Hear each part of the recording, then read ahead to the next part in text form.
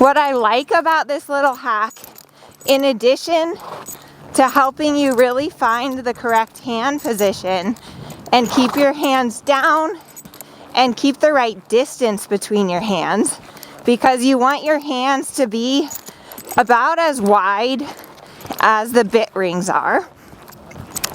What it also really helps is it helps you to figure out to move your wrists. Hello everyone, in today's video I'm going to give you an awesome hack to help you find the perfect hand position. And this is something that a lot of riders struggle with, is that either their hands are too high, their hands are too low and wide, or their hands are unsteady and bouncing all over the place. So this is just a really fun thing to try out, and it makes you super aware of your hand position and helps you to find the correct hand position. So what you'll see is I'm holding a bit, a snaffle bit, in my ring fingers. So I have my 3 fingers over the snaffle bit. I'm making sure that I have my bit upright. So this is kind of a good thing to know, which is that when you put the snaffle bit in your horse's mouth, it should be making a smile. So this is how you know that the bit is the correct way. You see how if the bit is like this, it's making more of a frowny face. So always make sure that your bit is smiling. Some bits have a little arrow on the left side. You always want to make sure that the left side of your horse's mouth has the arrow. So just a few things about snaffle bit fit. So what I'm going to do is I'm going to get a hold of the reins and the bit. It's a little bit hard to adjust your reins, but basically you're going to ride normally and have the bit in your hands. Okay, so we're going to just get going here at the walk. And what you'll notice is immediately when you're holding the bit, for me at least, I feel a lot more connection through my elbows and my seat. And I have kind of a much more of awareness of where my hands are. Because the bit is here, I really can't like take my hands too wide or too low because the bit prevents me from doing that. So I'm going to shorten up my reins a little bit, and then I'm going to go up to the trot. I'm going to stay on my 20-meter circle. And I'm just going to think about when I'm on a 20-meter circle.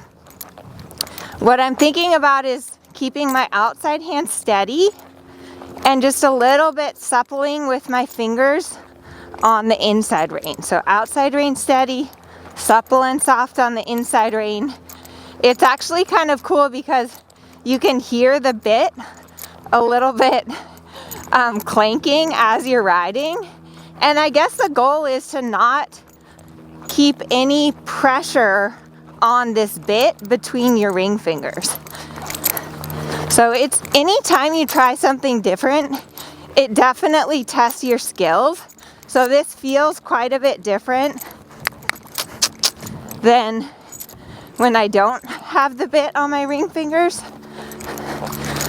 But what I like about this little hack, in addition to helping you really find the correct hand position and keep your hands down and keep the right distance between your hands, because you want your hands to be about as wide as the bit rings are. What it also really helps is it helps you to figure out to move your wrists. So as I'm suppling Mercurio and as I'm trying to turn him here, I'm really using my wrist to help keep him round, to help maneuver him, transition to trot, bend my elbows, think about my seat, canter, boy. So one of the best ways to test your contact and your connection is through transitions. Canter, transitions, trot, walk, trot transitions. And I'm just kind of using the fact that I'm holding actually a bit in my hands to test how much my horse is on the aids and if I'm actually using my hands properly. I seem to be having a little bit of trouble with steering and keeping him on the circle. Boy. Good boy. And ooh, boy. Boy. So this is just a good little test. I wouldn't recommend doing your whole ride with this, but just try to, ride with it for maybe 5 minutes, and it will give you a new awareness of your hand position, and then take it away. So I'm gonna hand it to the camera person here. Now I've gotten rid of my bit, but I definitely am still trying to imagine that I have the bit there, that I'm keeping my hands the correct distance apart, to be aware of the fact that whatever you do with your hands moves that metal piece across your horse's tongue. And so the more subtle and soft that you can be with just really using your wrist and your ring finger, the better, because you really shouldn't have to like pull back or do crazy things with your hands, given that you have a piece of metal that goes across your horse's mouth. So let me just stop here for a moment. Kind of my goal with riding is that my hands are together and in front. I imagine that I have that little bit there, and then my aids are just fingers and wrist, fingers and wrist.